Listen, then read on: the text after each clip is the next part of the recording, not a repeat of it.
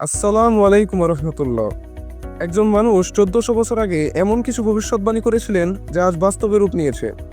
বিজ্ঞান এগুলো প্রমাণ করেছে। এটা কিভাবে সম্ভব? কি ছিল সেই ভবিষ্যৎবাণীগুলি? জানতে দেখুন আজকের এই ভিডিও। আজকের এই ভিডিওতে আমি আছি আপনাদের সাথে। নম্বর 1, অট্টালিকা ও বিলাসবহুল জীবন। হযরত মুহাম্মদ সাল্লাল্লাহু আলাইহি সাল্লাম বলেছেন, কিয়ামতের একটি বড় লক্ষণ হবে গরিব বেদুইনরা বিশাল অট্টালিকা নির্মাণে প্রতিযোগিতায় লিপ্ত হবে। আজ আমরা দুবাই, সৌদি আরব ও কাতারের মতো দেশে দেখি যেখানে একসময় বেদুইনরা উট চড়াতো, এখন তারা আকাশ ছোঁয়া বিল্ডিং বানাচ্ছে। বুর্জ খলিফা বিশ্বের সবচেয়ে উঁচু টাওয়ার। এই ভবিষ্যৎবাণীর সত্যতা প্রমাণ পেয়েছে। নম্বর 2, জাল সংবাদ ও মিথ্যা প্রসার। একসময় মিথ্যাকে সত্য হিসেবে গ্রহণ করা হবে এবং সত্যকে মিথ্যা হিসেবে গ্রহণ করা হবে। আজকে সোশ্যাল মিডিয়ার যুগে আমরা দেখি ভুয়া খবর, মিথ্যা গুজব প্রচারণা মুহূর্তেই ছড়িয়ে পড়ে। মানুষ সত্য মিথ্যা যাচাই না করেই বিশ্বাস করে ফেলে। নম্বর 3, নগ্নতার প্রসার। তিনি আরও বলেছিলেন, নারীরা কাপড় পরলেও উলঙ্গ থাকবে। এখন আমরা দেখি আধুনিক ফ্যাশনের নামে এমন কিছু পোশাক জনপ্রিয় হয়েছে যা শরীর ঢাকলেও প্রকৃতপক্ষে কিছুই থাকে না।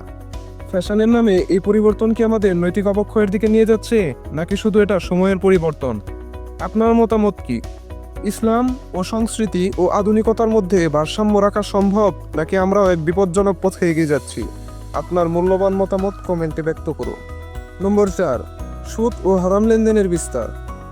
রাসূলুল্লাহ সাল্লাল্লাহু আলাইহি সাল্লাম বলেছেন, এক সময় আসবে যখন সুদ এত বেশি ছড়িয়ে পড়বে যে কেউ যদি সুদ নাও খায় তবে তার ধোঁয়া তার উপর পড়বেই।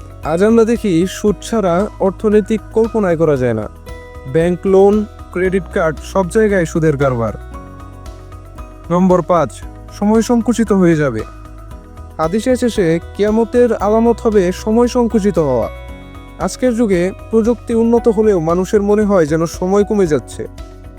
24 ঘন্টা যথেষ্ট মনে হয় না। কৃত্রিম বুদ্ধিমত্তা, ইন্টারনেট সবকিছু থাকার পরও আমরা সব সময় ব্যস্ত।